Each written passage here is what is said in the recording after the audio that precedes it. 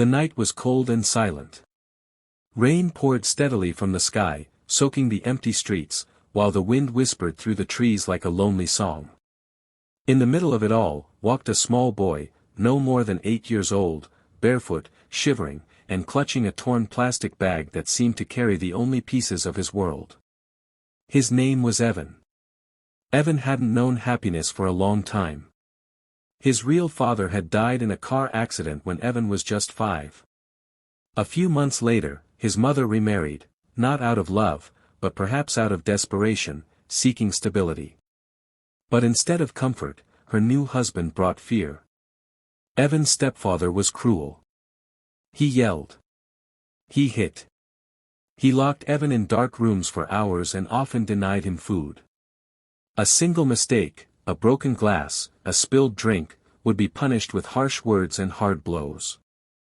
Evan tried to find comfort in his mother, but she had changed too. Her eyes had grown distant. She never defended him. She never stopped the abuse. Maybe she was scared. Maybe she had given up. Evan hadn't eaten properly in days.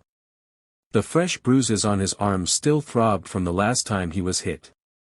And that night, lying awake on the cold floor, something inside him broke.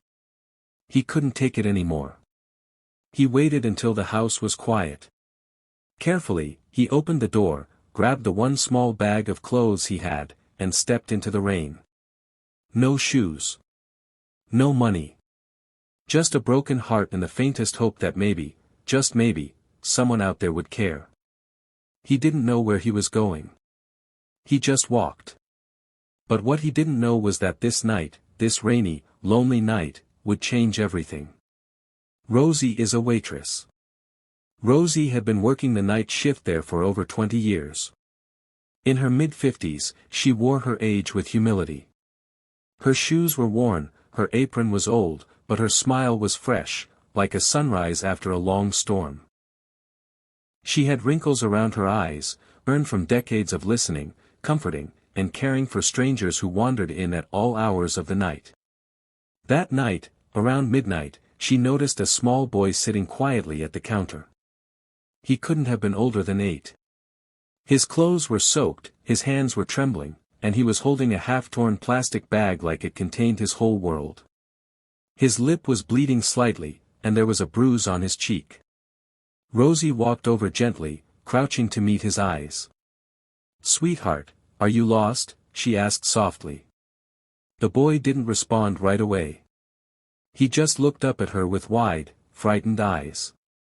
"My name's Rosie," she said, with warmth in her voice. "What's yours?" "Evan," he whispered. "Are you hungry, Evan?" He nodded silently. Rosie didn't ask questions. Not yet. She brought him a plate of warm pancakes and a glass of milk. "This one's on me, kiddo," she said with a wink. Evan ate like he hadn't eaten in days. Rosie watched him, heartbreaking. She didn't need the full story, she could read enough from the bruises, the silence, the shadows in his eyes. That night, she let him rest in the diner's back room with a warm blanket. Quietly, she called child services. In the days that followed, the truth came out. Evan had lost his mother and was living with an abusive stepfather. He had run away, hiding and sleeping in alleys. He had no one. Until that night, when Rosie found him. She didn't just feed him, she stood by him. She testified in court. She visited him at his foster home. She brought him books, cookies, hugs, and words that stitched his heart back together. She wasn't his mother, but somehow, she became more than that. Years passed. Evan moved to a better home, eventually got adopted. He and Rosie lost touch. Life moved on. Rosie grew older. The diner was sold. She now lived alone in a small trailer, surviving on her pension and memories. No one really visited anymore. Her health had started to fail, but she never let go of her smile, the same smile that once saved a boy's life. 20 years later. In a skyscraper in New York City, Evan Carter stood behind the glass window of his office, looking down at the city. He was now the CEO of one of the largest tech firms in the country. A billionaire. A philanthropist. To the world, he was a symbol of success. But deep inside, he still remembered pancakes and a smile on a rainy night. On the anniversary of that life-changing evening, Evan canceled all meetings. He boarded his private jet and flew to Pennsylvania, no press, no headlines, just a heart full of memories. He found Rosie in a quiet care home. Frail, recovering from a minor stroke. Her hands trembled slightly, but her smile, still the same. "Rosie," he said softly at the door. She squinted. "Yes, can I help you?"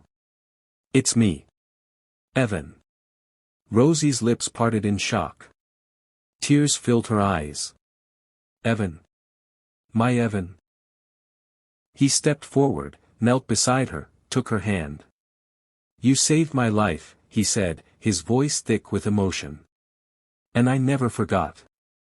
"Oh sweetheart," she whispered, tears rolling down her cheeks. "I prayed every day you were safe, that you were loved. Because of you, I was." In the weeks that followed, Evan transformed Rosie's life. He bought her a beautiful home with full-time medical care, a garden, and everything she never had. But that wasn't the end. 1 week later, Evan stood at a global humanitarian award ceremony. The room was filled with world leaders and billionaires. But Evan had only one story to tell. "My greatest inspiration," he said, "was not a CEO or an investor. She was a waitress. She didn't give me stock advice or business tools. She gave me something far more powerful, kindness."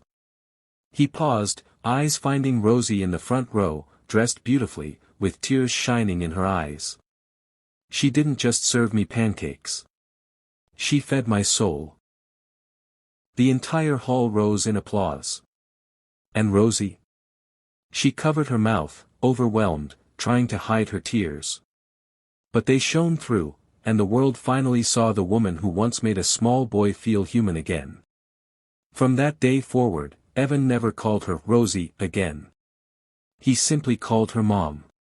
Certainly. Here's a beautiful, heartfelt lesson that complements the emotional story. Kindness is never small. One plate of pancakes, one warm smile, one moment of compassion, it may seem ordinary to us, but to someone lost, broken, or in pain, it can mean everything. Rosie didn't have riches. She didn't wear a suit or run a company. But her heart was rich beyond measure. In a world that often celebrates power and wealth, this story reminds us that true greatness lies in how we treat those who have nothing to give us in return. Because sometimes, the person you help today, the child you save, the soul you comfort, becomes the person who changes the world tomorrow. And that is the most beautiful legacy of all.